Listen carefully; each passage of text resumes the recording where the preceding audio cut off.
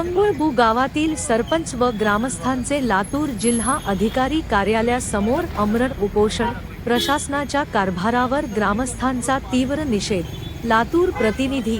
लातूर तालुक्यातील रंगुळबू गावात अवैध धंदे वाढल्याने व MIDC येथील तलावाचे पाणी ओढ्या वाटे दूषित पाणी येऊन पाण्यातील मासे मरण्याचे प्रमाण वाढल्यामुळे व माऊली नगर येथे खुला वेश्या व्यवसाय चालू आहे.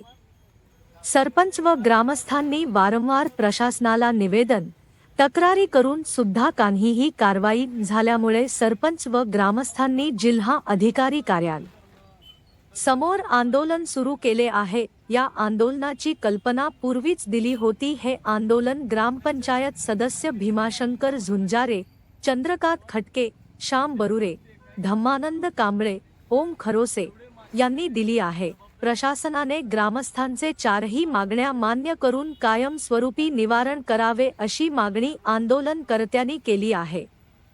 या निष्क्रियतेचा तीव्र निषेध नोंदवण्यासाठी बुधवारी दि. 12/08/2026 रोजी रंगुळबू सरपंच सौ शीतल झुंजारे यांच्या नेतृत्वाखाली ग्रामस्थांच्या वतीने जिल्हाधिकारी कार्यालयासमोर आमरण उपोषण सुरू करण्यात आले आहे.